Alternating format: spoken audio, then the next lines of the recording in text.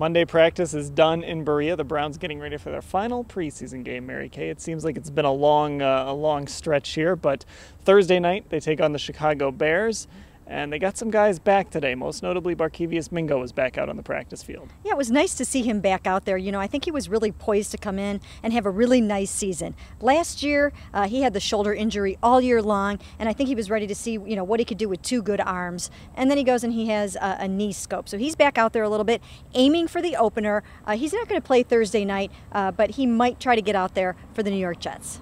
Is that a little bit of a surprise to you that he could be out there week one? Because I remember when he got hurt, it seemed a little bit like this could be a while. No, not really. These types of things are usually about somewhere around a 4-week injury, so I think he's on pace for that. He had the surgery August 6th, so that would put him back in time for the opener. Of course, Justin Gilbert was back out there along with some other defensive backs. Justin Gilbert has to get out there, so does K1 Williams. A lot of those guys in that secondary, it'll be good to see them on Thursday if they in fact play.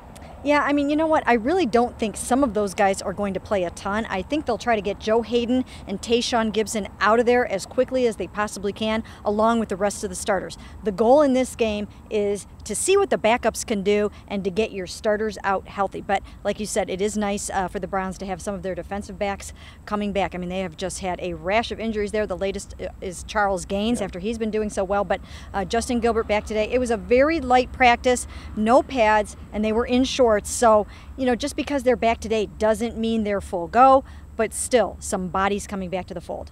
And it also meant another day of kind of the same old answers about Terrelle Pryor. Yes, he was out there. No, we don't know if he's going to play on Thursday. Yeah, you know, you just don't know. And I think the thing with Terrelle Pryor is they knew he was going to be a project. They knew he wasn't going to be a finished product by the end of training camp. So therefore, why risk it? I mean, if you know the guy is developing and you think he has risk of re-injury in a meaningless preseason game, don't even bother. Running back. That's another situation where we're waiting to see if the Browns will possibly add someone. Mike Pettin said they're not in any rush to do that today. There's some guys out there. Ray Rice, of course. Fred Jackson is a guy that just became available. Tom Reed wrote about him.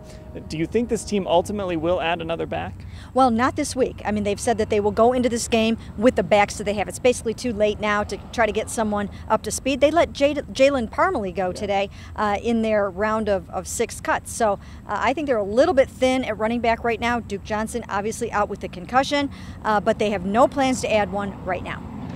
Speaking of cuts, Shane Wynn is gone. They made a few other cuts today as well. He was probably the most significant one, a Cleveland product, a guy that I know a lot of fans liked, and a guy that it sounded like Mike Pettin liked as well, but got caught up in a numbers game. Well, he did, and you know what? He is a candidate for the practice squad, so you know you may see him back here if he clears waivers, but definitely someone that I think can help a team. I mean, maybe not this team, but if someone is looking for someone that can return some kicks and be sort of a backup wide receiver for you, even at 5'6", he's almost my height, with my heels on, of course. But you know, to look out there, he is so small, but yet the guy always comes up with the football. And even Chris Tabor was excited to have him on special teams. So I think he can help someone. I hope someone gives him a chance. You do wonder maybe what could have happened if there weren't other guys in that room that also aren't 5'6", 5'7", 5'8". Again, maybe just a numbers game with Wynn. But he could be back on the practice squad. We'll see. Tomorrow, though, that's kind of D-Day for a lot of these guys. We'll hear about cuts by probably about 4 o'clock tomorrow. The roster's got to be down to 75. They were at 84 when practice started today. What do you think is going to happen? Are there any surprises out there looming? You know, I don't think there are a ton of surprises in this first round of cuts. I think it'll be a lot of guys that, you know, most people really haven't heard too much of. And, you know, there may be a guy or two that goes on an injury list or something like that. But for the most part, I think the bigger names or any of the surprises would come on Saturday. All right. We will have it all at cleveland.com/Browns as well as a report from practice today. Back with you tomorrow. Browns continuing to get ready for the Chicago Bears. For Mary-Kay-Cabot, I'm Dan Labbe.